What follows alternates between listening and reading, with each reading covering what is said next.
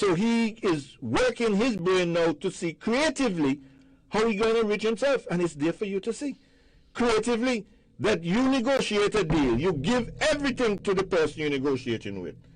And then at the back end, you get your place rented for $54,000 a month. Well, if that is not creative enrichment, and if you're saying, what does that say? Come on. I mean, anybody can look at that and see it for what it is. And we need to call it out.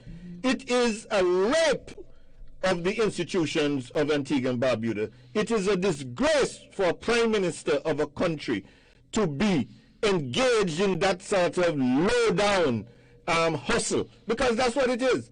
That's what it is. He's supposed to say, look, you need a place to rent. You recommend some real estate agents. And you say, if you speak to these people, you can rent a place. Spread the money around. Let other people benefit. Let somebody else get rent. No, he wants the rent for himself. Just like I said, over at Jennings, the Cubans, they stay right in that complex. Same complex that has that where the family has the controlling stake. And that is the definition of creative enrichment. So the whole issue of conflict of interest, how do we go forward with this? What should be, what should be the reaction of the public where this is concerned? Well, look, you see, some people, as I say, may not see everything. But the point is, the Director of Public Prosecutions needs to investigate this matter. Based on the Prevention of Corruption Act, it is a crime for any public official to allow their personal interests to conflict with their public duties.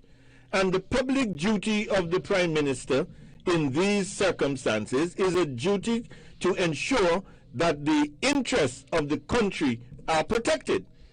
Now, anybody can look at the so-called license order granted to these people, and when they look at that, I would like them to look me in the eye and tell me that that is in the interest of Antigua and Barbuda. I say it is not in the interest of Antigua and Barbuda. In the first place, we already have a Free Trade and Processing Zone Act.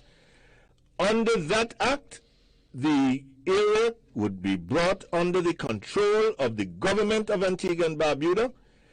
Royalties would be paid, and they would be paid to the government, and the people would benefit. But giving it away, and giving them all the rights that belong to a sovereign government, and then, in the end, your private interest as the owner of freehold property, and you rent that out to the same person, obviously, there's a conflict between your public duty and your private interest. Which were you protecting at the time when that was done?